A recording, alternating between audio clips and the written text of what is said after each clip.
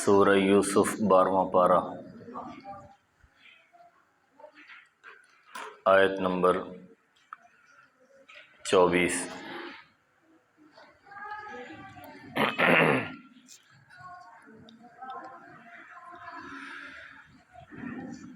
نحمده ونصلي ونسلم على رسوله الكريم، أما بعد فأعوذ بالله من الشيطان الرجيم، بسم الله الرحمن الرحيم،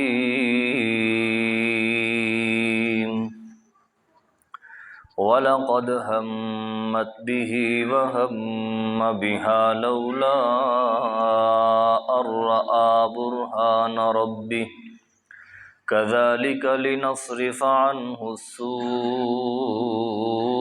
وَالْفَحْشَاءَ إِنَّهُ مِنْ عِبَادِنَا الْمُخْلَصِينَ۔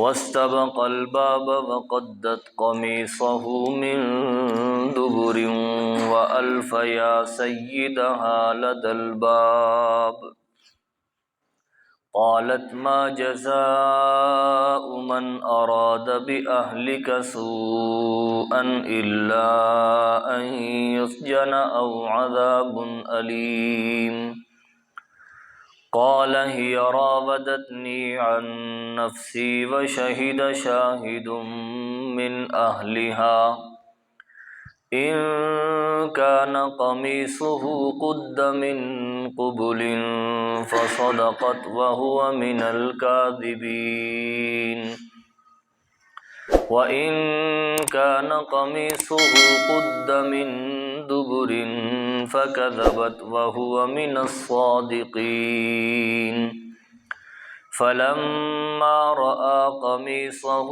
قد من دبر قال إنه من كيدكن إن كيدكن عظيم، يوسف أعرض عن هذا واستغفری لذنبک انک کنت من الخاطئین۔ اللہم صل علی محمد وعلی آل محمد کما صلیت علی ابراہیم وعلی آل ابراہیم انک حمید مجید۔ اللهم بارك على محمد وعلى آل محمد كما باركت على إبراهيم وعلى آل إبراهيم إنك حميد مجيد۔ ترجمہ: وَلَقَدْ هَمَّتْ بِهِ، اور تحقیق وہ ارادہ کر چکی تھی حضرت یوسف علیہ السلام کے ساتھ بدکاری کرنے کا، وَهَمَّ بِهَا، اور حضرت یوسف بھی ارادہ کر بیٹھتے، لولا ان رأى برہان ربی، اگر وہ نہ دیکھتے اپنے رب کی طرف سے دلیل، كَذَلِكَ لِنَصْرِفَ عَنْهُ السُّوءَ وَالْفَحْشَاءَ، اسی طرح ہم پھیر دیتے ہیں اپنے اس نبی سے برائی اور بے حیائی کو۔ انہ من عبادنا المخلصین، بے شک وہ ہمارے برگزیدہ بندوں میں سے تھے۔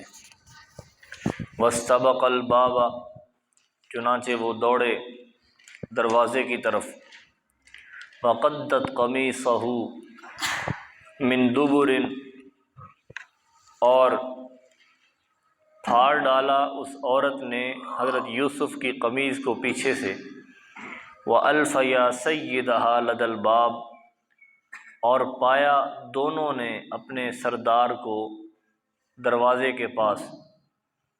قالت ما جزاء من اراد بأہلک، تو کہنے لگی کیا بدلہ ہے اس شخص کا جو تیرے اہل کے ساتھ برائی کا ارادہ کرتا ہے، الا ان یسجن او عذاب علیم، مگر یہی ہے کہ اس کو قید کر دیا جائے یا کوئی عذاب دردناک دیا جائے۔ قال ہی راودتنی عن نفسی، حضرت یوسف بولے کہ اسی نے مجھے بہکایا میری جان سے۔ وشہد شاہد من اہلہا، اور گواہی دی ایک گواہ نے اسی کے اہل سے۔ ان کان قمیصہ قد من قبل، اگر ہے اس کی قمیض پھٹی ہوئی آگے سے، فصدقت، تو پھر عورت سچی ہے، سچ بول رہی ہے، وہو من الکاذبین، اور یہ یوسف جھوٹ بول رہا ہے۔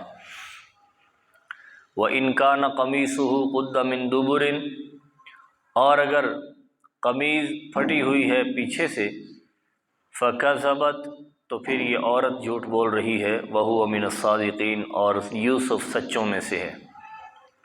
فَلَمَّا رَأَىٰ قَمِيصَهُ، پھر جب اس کی قمیض کو دیکھا، قُدَّ مِن دُبُرٍ، تو وہ پھٹی تھی پیچھے سے، قَالَ إِنَّهُ مِن كَيْدِكُنَّ، تو عزیز مصر بولا کہ یہ تمہاری عورتوں کی تدبیروں میں سے ایک تدبیر ہے، ایک مکر ہے۔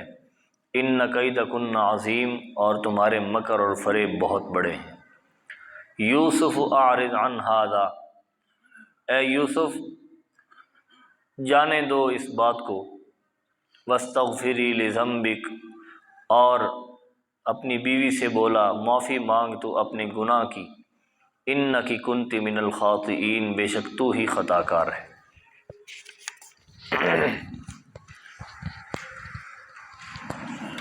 حضرت یوسف کا واقعہ چل رہا ہے۔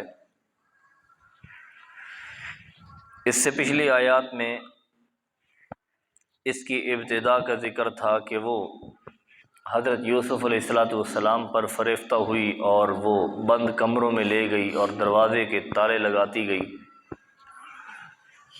پھر وہاں پہنچ کر اس نے برائی کی دعوت دی تو حضرت یوسف علیہ السلام نے فرمایا معاذ اللہ، میں اللہ کی پناہ چاہتا ہوں، اللہ کی حفاظت چاہتا ہوں۔ اللہ کی طرف رجوع کیا، اے اللہ میری حفاظت فرما۔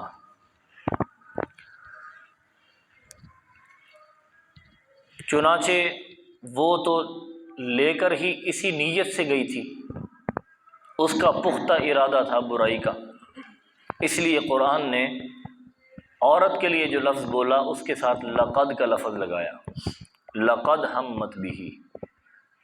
یہ لقد میں دو قسمیں ہیں، ایک لام کے اوپر زبر ہے، یہ بھی تاکید کے لیے، اور دوسرا قد، یہ بھی تاکید کے لیے، پختہ بات ہے، پکی بات ہے۔ تو یہ دونوں لفظ، دونوں حرف لام بھی اور قد بھی، یہ قسم اٹھانے کے معنی میں بولے جاتے ہیں۔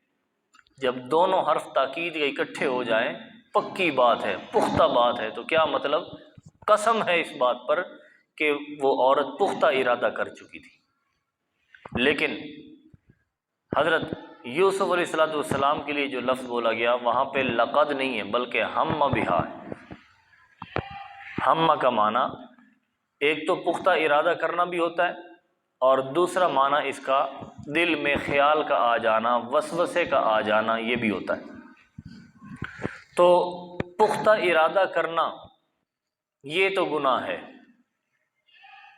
لیکن دل میں خیال آ جانا، وسوسے کا آ جانا، یہ گناہ نہیں ہے۔ نبی اکرم صلی اللہ علیہ وسلم کا ایک فرمان ہے، مشکات شریف میں حدیث آتی ہے کہ جب تک تمہارے دل میں خیال رہے تو اس وقت تک تمہیں گناہ نہیں ہے۔ خیال آ جائے، خیالات آتے رہتے ہیں، خیالات تو بندہ روک نہیں سکتا۔ ایک صحابی نے پوچھا یا رسول اللہ، ہم دیکھتے ہیں کہ سوچتے ہیں فلاں چیز کو اللہ نے بنایا، فلاں کو اللہ نے بنایا، فلاں کو اللہ نے بنایا، فلاں کو اللہ نے بنایا، تو دل میں خیال آ جاتا ہے کہ اللہ کو کس نے بنایا، اللہ کو کس نے بنایا؟ تو خیال آتا ہے ہمارا، کوئی اس میں ہم کوئی گمراہی کی طرف نہیں جا رہے ہوتے، لیکن بس ایسے خیالات آ جاتے ہیں کہ اللہ کو بھی تو کوئی ذات ہوگی بنانے والی، یہ کون ہے؟ نبی علیہ الصلوۃ والسلام نے فرمایا بس یہیں تک جب تمہارے اللہ کے بارے میں خیال آنے شروع ہو جائے تو پھر بس اس کے آگے نہ سوچو۔ خیال کی حد تک تو گناہ نہیں ہے، لیکن اگر اپنی زبان پر یہ الفاظ لے آؤ گے تو پھر گناہ بن جائے گا، پھر کفر کی حد تک چلے جائے گا۔ تو اس لیے خیال، وسوسہ، یہ بڑی سے بڑی شخصیت کو بھی آ سکتا ہے، خیال کا آ جانا، چونکہ خیال گناہ نہیں ہے، نہ کبیرہ گناہ ہے نہ صغیرہ گناہ ہے۔ اور اس لیے رب العالمین نے فرمایا وَہَمَّ بِهَا، یوسف بھی ارادہ کر لیتے، یا ارادہ کر لیا یوسف نے، لولا ان رأى برہان ربی، لیکن بات یہ ہوئی کہ انہوں نے اپنے رب کی ایک قدرت کا کرشمہ دیکھا، مظاہرہ دیکھا، تو ایک دلیل دیکھی کہ ان کا وہ خیال بھی جاتا رہا۔ اللہ نے ان کو پھر حفاظت میں لے لیا، اور مفسرین کرام یہی لکھتے ہیں ربطنا علی قلوبہم، اللہ کے نیک بندوں کے دل اللہ اپنی مٹھی میں لے لیتے ہیں اور ان کی حفاظت خود کرتے ہیں۔ قرآن مجید کی آیت ہے نا وہ اصحاب کہف کے بارے میں، جب وہ پریشان ہو گئے اور بادشاہ نے ان کو دھمکی دی بھی کل تک کے لیے تمہارے پاس وقت ہے، سوچ لو تم بڑے معزز خاندان کے لوگ ہو اور ان کی اولادیں ہو، اس لیے تمہیں چھوڑ رہا ہوں، کل تک کے لیے وقت ہے، اگر اپنے دین پر واپس نہ آئے تو پھر تمہیں سولی پر لٹکا دیا جائے گا۔ تو قرآن کہتا ہے ربطنا علی قلوبہم اذ قاموا، جب وہ بادشاہ کے دربار میں کھڑے ہوئے اور انہوں نے بادشاہ کو بھی ڈنکے کی چوٹ پہ دعوت توحید سنائی، ربنا رب السماوات والارض لن ندعو من دونہ الہا لقد قلنا اذا شططا، ہمارا رب تو وہ ہے جس نے آسمان و زمین بنائے، جس نے آسمان و زمین کو پیدا کیا، ہم اس الہ کے علاوہ کسی اور کو نہیں پکاریں گے۔ تو قرآن کہتا ہے ربطنا علی قلوبہم، ہم نے ان کے دل کو اپنی مٹھی میں لیا، ان کو مضبوط کر دیا، ان کو ہلنے جلنے نہیں دیا، ان کو پھسلنے نہیں دیا، ان کے دلوں پر روب طاری نہیں ہوا، بلکہ ایسے ڈنکے کی چوٹ پہ انہوں نے اللہ کی توحید کی صدا ان کے بادشاہ کے سامنے بلند کی۔ تو اللہ اپنے نیک بندوں کے دل اپنی مٹھی میں لے لیتے ہیں۔ تو یہ مٹھی میں لینے کا مطلب یہ ہے کہ اللہ خود ان کی حفاظت فرماتے ہیں، ان کو برائی کی طرف جانے ہی نہیں دیتے۔ شرط یہ ہے کہ بندہ خود بھی کوشش کرے، بندہ خود بھی کوشش کرے، خود برائی سے بچنے کی کوشش کرے تو پھر اللہ بھی اس کو بچاتے ہیں۔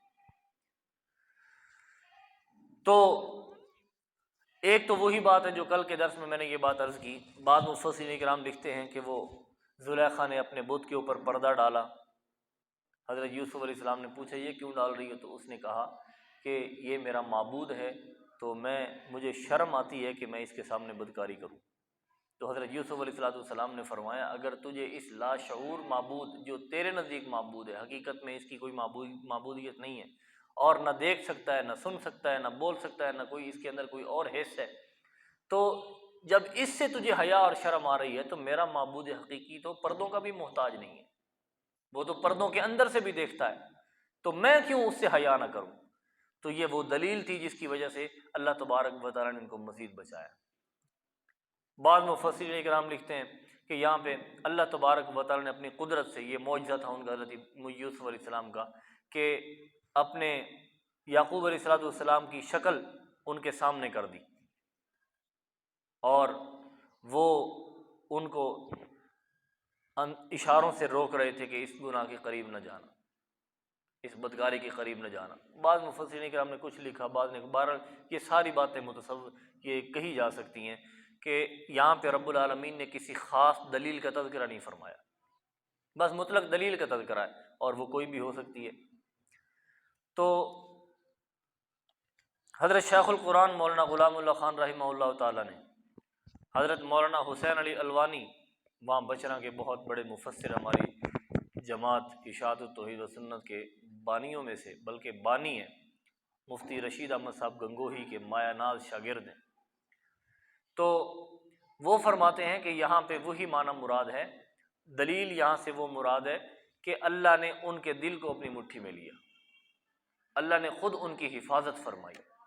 تو جب اللہ نے حفاظت فرما دی تو سب سے بڑی دلیل تو یہی ہے کہ اللہ کی جو حفاظت ہے وہ غالب ہوئی۔ اور اس کے بعد فرمایا کذالک لنصرف عنہ السوء والفحشاء، ہم نے ان سے، یوسف علیہ السلام سے، برائیوں کو اور بے حیائیوں کو دور کر دیا۔ تو یہ ایک قانون رب العالمین نے بیان فرما دیا کہ نبی سے برائی کو دور کر دیا جاتا ہے۔ ہمیں حکم یہ ہے کہ تم نے برائیوں سے بچنا ہے، گناہوں سے بچنا ہے، برائیاں تمہارے سامنے ہوں گی، تم نے ان سے بچنا ہے۔ لیکن جو انبیاء کے بارے میں رب العالمین فرماتے ہیں، فرمایا لنصرف عنہ السوء، ہم نے یوسف کو برائی سے دور نہیں کیا بلکہ برائی کو یوسف سے دور کر دی، برائی کو ہی ہم نے یوسف کے قریب نہیں آنے دیا، ایسے ہم نے ان کو حفاظت کی ہے۔ تو یہاں پہ سوء سے مراد صغیرہ گناہ اور فحشاء سے مراد بے حیائی کبیرہ گناہ۔ تو انبیاء صغیرہ اور کبیرہ دونوں گناہوں سے معصوم ہوتے ہیں، یہ اہل سنت والجماعت کا عقیدہ اور نظریہ ہے۔ تو فرمایا ہم نے ان کو اس طرح بچایا، انہ من عبادنا المخلصین، بڑے ہمارے برگزیدہ بندے تھے۔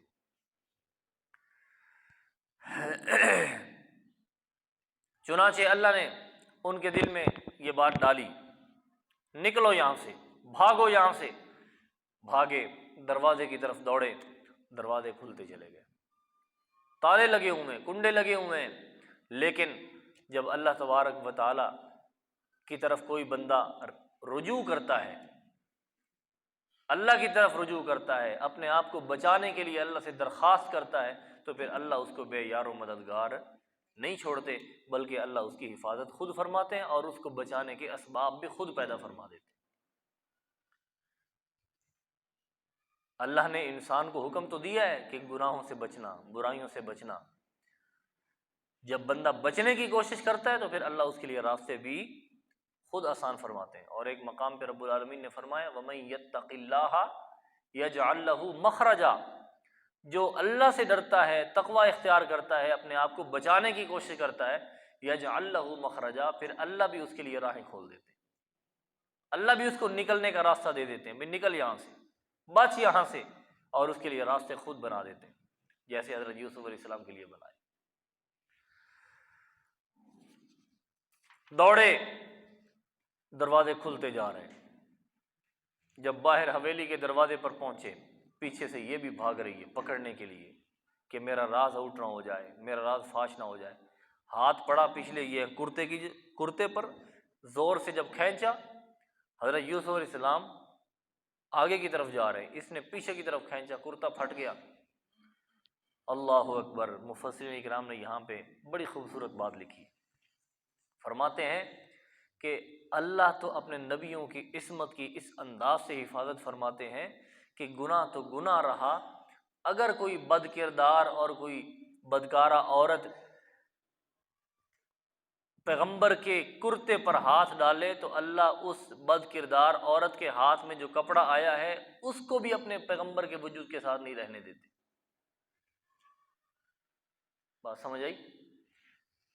وہ جو گندا ہاتھ ہے، غلاظت والا ہاتھ ہے، بدکارہ عورت کا ہاتھ ہے، تو اللہ اپنے نیک بندے کی قمیض پر وہ کرتے کی وہ جگہ ہی نہیں رہنے دیتے جس جگہ پر اس بدکارہ عورت کا ہاتھ پڑ جائے، میرے پیغمبر کی توہین نہ ہو جائے۔ میرے پیغمبر اتنا عظیم ہے، اتنی شان والا ہے کہ اب اس کے کرتے کے ساتھ وہ جگہ ہی نہیں رہنی چاہیے، وہ ٹکڑا ہی نہیں رہنا چاہیے جس پر کسی بدکارہ عورت کا ہاتھ پڑ جائے۔ اس کو بھی پیچھے سے وہ پھاڑ دیا گیا۔ بہرحال یہ ایک بہت خوبصورت نکتہ تھا جو مفسرین اکرام نے لکھا ہے، اس سے عصمت انبیاء واضح ہوتی ہے۔ دروازے پر پہنچے تو وہاں پہ عزیز مصر کھڑا ہے، دروازہ کھلا، دیکھا سامنے، اب دونوں، حضرت یوسف علیہ السلام تو بے گناہ تھے، وہ تو مطمئن تھے، لیکن وہ حواس باختہ ہو گئی، یہ کیا ہو گیا؟ فوراً بولی جس کو ہم نے گھر میں پالا، جس کی پرورش کی، جس کو آج تک کھلایا پلایا، وہی تیری عزت پہ ہاتھ ڈال رہا ہے، کیا سزا ہونی چاہیے اس کی؟ میری سمجھ میں تو یہی بات آتی ہے کہ یا تو اس کو قید میں ڈال دو یا اس کو ایسی دردناک سزا دو کہ رہتی دنیا تک یاد رکھا جائے۔ خود الزام بھی لگا دیا، بہتان بھی لگا دیا، اور خود سزا بھی تجویز کر دی۔ مدعی بھی خود اور جناب جج بھی خود۔ حضرت یوسف علیہ السلام اپنی صفائی دینے لگے۔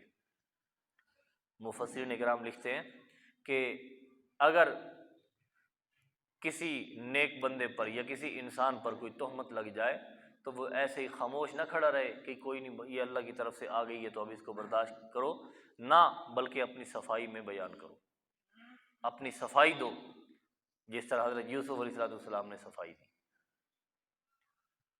اے عزیز مصر، میں نے برائی کا ارادہ نہیں کیا، بلکہ اسی نے مجھے بہکانے کی کوشش کی، میں تو اس سے جان چھڑا کے بھاگا ہوں، میں تو اپنی جان بچا کے بھاگا ہوں، اپنے آپ کو بچانے کی کوشش کی ہے۔ تو یہاں پہ مفسرین کرام کے دو اقوال ہیں۔ ایک قول یہ ہے کہ ایک بچے نے گواہی دی، بچے نے گواہی دی، حضرت یوسف علیہ السلام کے بارے میں فرمایا کہ دیکھو، اگر یوسف علیہ السلام کی قمیض پیچھے سے پھٹی ہوئی ہے تو پھر عورت کا قصور ہے، اور اگر آگے سے پھٹی ہوئی ہے تو پھر یوسف کا قصور ہے۔ لیکن دوسرا قول مفسرین کرام نے یہ بھی لکھا ہے کہ یہ کوئی بچہ نہیں تھا، یہ بڑا ایک دانا انسان تھا، ایک دانا انسان تھا، اور وہی عزیز مصر کی اہلیہ کے گھرانے میں سے تھا، رشتہ دار تھا اس کا، بڑا عقل مند اور ذی شعور انسان تھا۔ تو چونکہ یہاں پہ شاہد ان کے الفاظ ہیں، بچے کا لفظ نہیں ہے، ایک گواہی دینے والے کے الفاظ ہیں، تو عزیز مصر تو پہلے ہی سے بے اولاد تھا، تو بچہ اس گھر میں کیسے آیا؟ بات سمجھ آئی نہیں آئی؟ تو اس لیے بچے نے گواہی نہیں دی۔ ایک دانا انسان نے عقل مندی والی بات کی، دیکھ لو، یہ کوئی پریشان ہونے والی بات تو نہیں ہے، اگر قمیض پیچھے سے پھٹی ہوئی ہے تو پیچھے سے ظاہر بات ہے کہ عورت نے کھینچا ہے تو عورت کا قصور ہے، اور اگر آگے سے پھٹی ہوئی ہے تو پھر اس میں یوسف کا قصور ہے۔ دیکھا گیا تو واقعتاً پیچھے سے پھٹی ہوئی ہے، تو چنانچہ وہ عزیز مصر سمجھ گیا کہ یوسف کا قصور نہیں ہے بلکہ قصور میری بیوی کا ہے۔ کہنے لگا کہ تیرا قصور ہے، انکی کنت من الخاطئین، اپنے گناہ کی معافی مانگ، تو ہی گناہ گار ہے، تیری خطا ہے، تیرا یہ سارا مکر ہے، فریب ہے، یوسف بے قصور ہے۔ اور یوسف علیہ السلام کو کہنے لگا یوسف اعرض عن ھذا، اے یوسف اس معاملے کو جانے دو، اس بات پر پردہ ڈال دو، میری عزت کا سوال ہے، میں عزیز مصر ہوں، تو جب یہ بات پھیلے گی تو میری عزت رل جائے گی۔ حضرت یوسف علیہ السلام خاموش ہو گئے۔ یہ واقعہ ان آیات میں بیان کیا گیا ہے، اب اس کا ترجمہ دیکھ لیجیے۔ اللہ اکبر۔ وَلَقَدْ هَمَّتْ بِهِ وَهَمَّ بِهَا لَوْلَا أَن رَّأَىٰ بُرْهَانَ رَبِّهِ، اور تحقیق وہ تو پختہ ارادہ کر چکی تھی برائی کا، اور یوسف بھی ارادہ کر بیٹھتے اگر نہ دیکھتے اپنے رب کی برہان اور دلیل۔ كَذَلِكَ لِنَصْرِفَ عَنْهُ السُّوءَ وَالْفَحْشَاءَ، اسی طرح ہم پھیرتے ہیں اپنے نبی سے برائی اور بے حیائی کو۔ إِنَّهُ مِنْ عِبَادِنَا الْمُخْلَصِينَ، بے شک وہ ہمارے بندے تھے بڑے مخلص، بڑے برگزیدہ۔ وَاسْتَبَقَ الْبَابَ، بھاگے حضرت یوسف علیہ السلام اپنے آپ کو بچانے کے لیے۔ یہاں پہ مفسرین اکرام نے ایک مسئلہ لکھا ہے کہ برائی کی جگہ پہ بیٹھنا بھی نہیں چاہیے، ہاں جی، گناہ والی جگہ پہ بیٹھنا بھی نہیں چاہیے، بلکہ وہاں سے جتنی جلدی ہو سکے بھاگو۔ رسول انور صلی اللہ علیہ وسلم نے فرمایا اتقوا مواضع التہمہ، تہمت کی جگہ سے بھی بچنا ہے، جہاں پہ تہمت لگنے کا خطرہ ہو تو وہاں سے بھی بچو۔ ہاں جی، یہ نہیں جاتے جاتے کوئی عورت بے شک بڑی عمر کی ہو، وہ کہے جی میں چل نہیں سکتی، ہاں جی مجھے بٹھا لو، تو وہ احساس کر کے اپنے ساتھ موٹر سائیکل پہ بٹھا لیتا ہے، وہ اپنی مائی سمجھ کر بٹھا رہا ہے، ہاں جی نیکی کرنے کی کوشش کر رہا ہے، لیکن کوئی دیکھنے والا کہے اے بندہ عورت نو بٹھا کے جا رہے سی۔ بات سمجھ آ رہی؟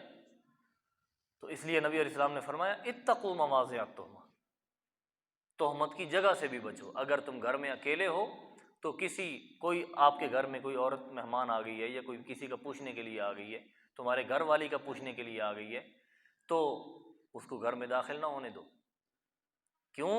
جب وہ گھر سے نکلے گی تو پھر ہو سکتا ہے کوئی بات کرنے والا یہ بات کر دے، بھائی بندہ بھی اکیلا تھا، اس کے گھر والے تو یہاں پہ تھے نہیں، تو یہ عورت اکیلے یہاں سے گھر سے نکل رہی، یہ کیا کر رہی تھی یہاں پہ؟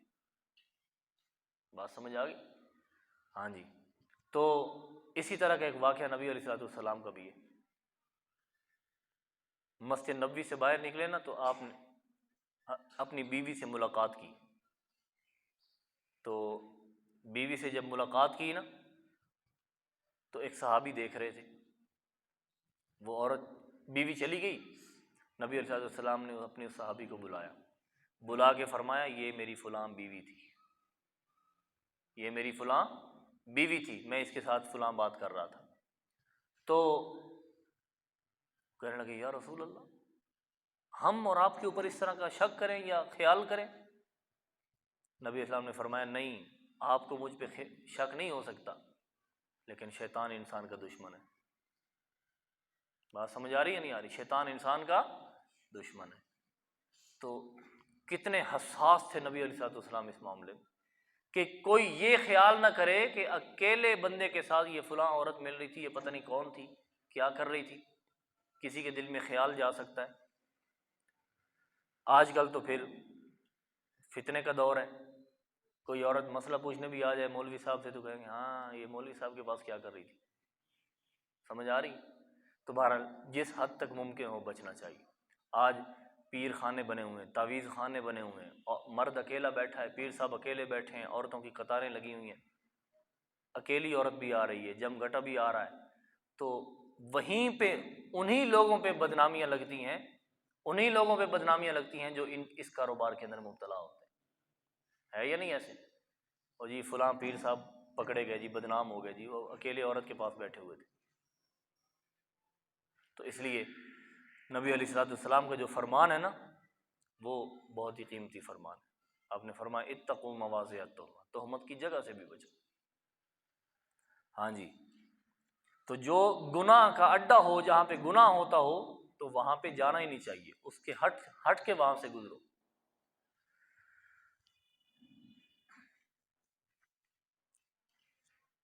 وقدت قمیصہ من دبر، اور پھاڑ ڈالا اس نے قمیض پیچھے سے، وَأَلْفَ يَا سَيِّدَهَا لَدَى الْبَابِ، اور پایا دونوں نے عورت کے گھر والے کو، سردار کو، دروازے کے پاس۔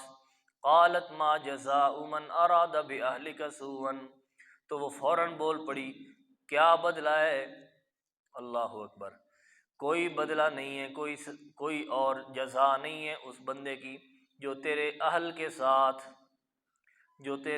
کے ساتھ برائی کا ارادہ کرے، الا ان یسجن او عذاب علیم، ہاں ایک ہی سزا ہے کہ اس کو قید کر دیا جائے یا عذاب علیم دیا جائے۔ یہاں پہ ایک بات اور بھی ہے، یہاں پہ بیوی کے لیے اہل کا لفظ بولا گیا۔ ہاں جی، من ارادہ باہلک، تو معلوم ہوا اہل بیت کا سب سے پہلے جو اطلاق ہوتا ہے وہ بیوی پر ہوتا ہے۔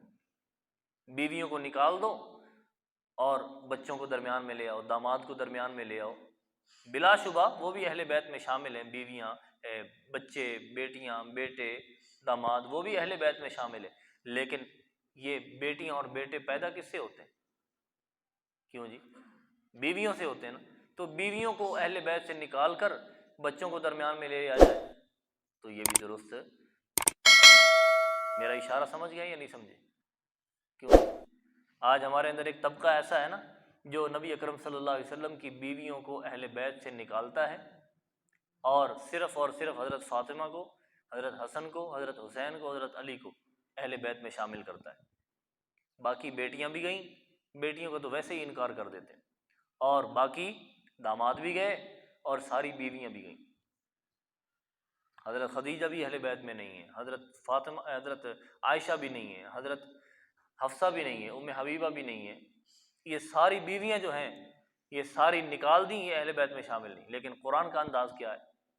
قرآن کہتا ہے سب سے پہلے اہل بیت میں جو شامل ہے وہ بیوی ہے، تو یہاں پہ یہی لفظ بولے گئے، من اراد باہلک، جو ارادہ کرے تیرے اہل کے ساتھ، تیری بیوی کے ساتھ، الا ان یسجن او عذاب علیم، مگر یہ کہ اس کو قید کر دیا جائے یا دردناک عذاب میں مبتلا کیا جائے۔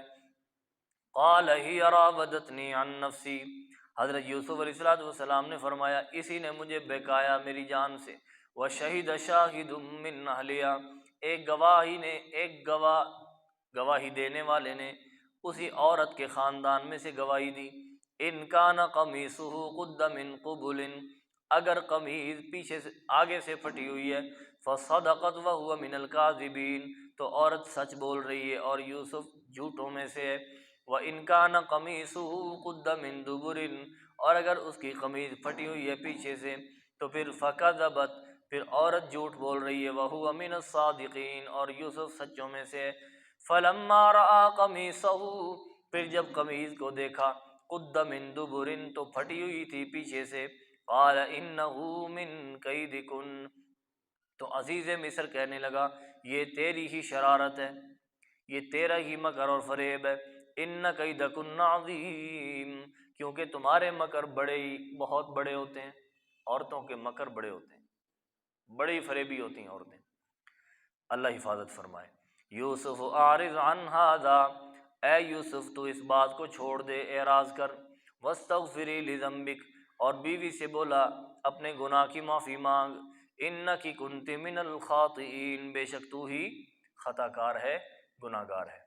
اللہ تبارک و تعالی ہمیں اس واقعے سے جو سبق ملے، نصیحتیں ملیں، اس پر عمل کی توفیق عنایت فرمائے۔